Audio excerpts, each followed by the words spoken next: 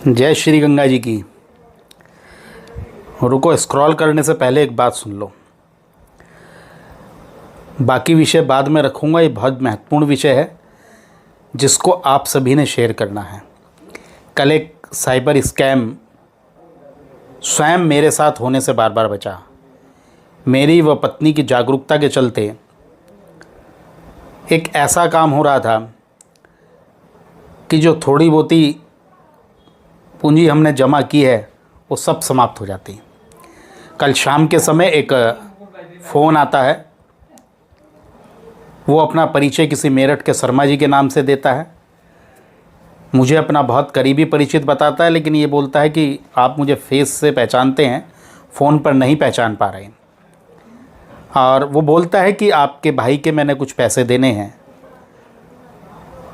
लगभग 12,000 रुपये देने हैं। उनका गूगल पे चल नहीं रहा है, वो पैसे मैं आपके अकाउंट में डलवा देता हूँ। मैंने उसे कहा कि भैया किसके पैसे देने हैं, कितने पैसे देने हैं, कब के देने हैं, किस लिए। उसने कहा आप भैया से कर लेना मालूम, मैं डलवा देता हूँ, आप मुझे बता दो अगर नंबर है तो आप ये डलवा देते हैं। मैं जब तक उससे पूरी बात करता, उसने कहा भैया को कर लेना फ़ोन, मैं 10 रुपये डलवा रहा हूँ, फिर उसके बाद आप चेक कर लेना और बाकी मैं बाद में डलवा दूँगा। एक बार चेक कर लेते हैं, बात करते रहना आप। मैं इतनी देर में भाई को मैंने कहा मैं लाइन पर ले लेता हूँ। जब इतनी देर में मेरी पत्नी ने भाई को फ़ोन मिला लिया। वो भी एकदम समझ गई कि कुछ गड़बड़ है। इतनी देर में उसने मेरे पास 10 रुपये अकाउंट के मैसेज का भेज दिया कि साधारण मैसेज जो है मेरे पास आ गया कि 10 रुपये आ गए, लेकिन मैंने खोला नहीं। इतनी देर में मैंने भाई से बात करी। उसका फ़ोन मैंने जब पता लगा कि ये नहीं है, ऐसे कोई पैसे नहीं लेने, भाई ने भी एकदम मना किया और मैंने फ़ोन काट दिया। उसके बाद दोबारा उसका फ़ोन आया। मैंने उसको जब तक सुनाना चाहा तो इतनी देर में उसने मेरा फ़ोन काट दिया और जो मैसेज उसके द्वारा भेजा गया था वो मैसेज भी वो डिलीट कर दिए गए। मैं इसलिए ये बात रख रहा हूँ, हम सबको जागरूक होने की आवश्यकता है। सरकार लगातार हमारे कॉलर ट्यून के ऊपर भी इसी प्रकार का मैसेज, हमें थोड़ा सा इरिटेट लगता है कि सरकार ने क्या ड्रामा चला दिया, क्या है। लेकिन कल मेरे साथ स्वयं ये ऐसा चीज़ हुई।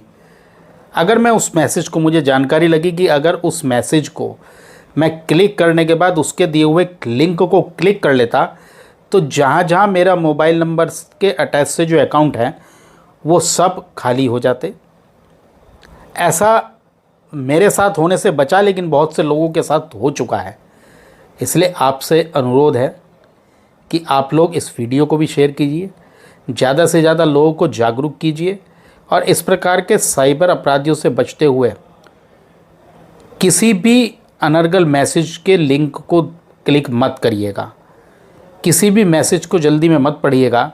एक दूसरे प्रकार का भी अपराध हो रहा है। मेरे ही एक काम करने वाले व्यक्ति के पास फ़ोन आता है कि उसके बेटे को पुलिस ने गिरफ़्तार कर लिया है। उसने किसी लड़की के साथ कोई अभद्रता की है और यहाँ तक कि रेप तक की बात उसको कह दी। बेचारा साधारण आदमी बहुत घबराया। उसने कहा भैया मेरे पास फ़ोन आया और ऐसे ऐसे, और उसकी ट्यूनिंग टाइमिंग ऐसी थी कि बेटे का फ़ोन, उनके बेटे का फ़ोन उनसे नहीं मिल रहा था, बात नहीं हो पा रही। वो घबरा गए हाथ पे। तभी मैंने उनसे कहा कि रुको, अभी थोड़ी देर वेट करो, ये इस प्रकार के अपराधी हैं और इन अपराधियों द्वारा ही इस प्रकार की गड़बड़ियाँ होती हैं। थोड़ी देर बाद उनके बेटे का फ़ोन आया। फ़ोन आने के बाद उन्हें राहत मिली। इसी प्रकार मेरे एक मित्र के साथ उसने ऑनलाइन कुछ सामान परचेज़ किया और जब वो सामान पसंद ना आने पर रिटर्न करने के लिए उसने ऑनलाइन ही एक फॉर्म भरा तो उसके दोनों अकाउंट जो मोबाइल से अटैच थे, मोबाइल नंबर से, उन दोनों का खाते खाली कर दिए गए। ऐसे बहुत अपराध लगातार बढ़ रहे हैं। इसलिए इस एआई की दुनिया के समय में, इस आधुनिकता की और टेक्नोलॉजी की बढ़ती दुनिया के बीच अपराध भी उतने ही अधिक बढ़ रहे हैं।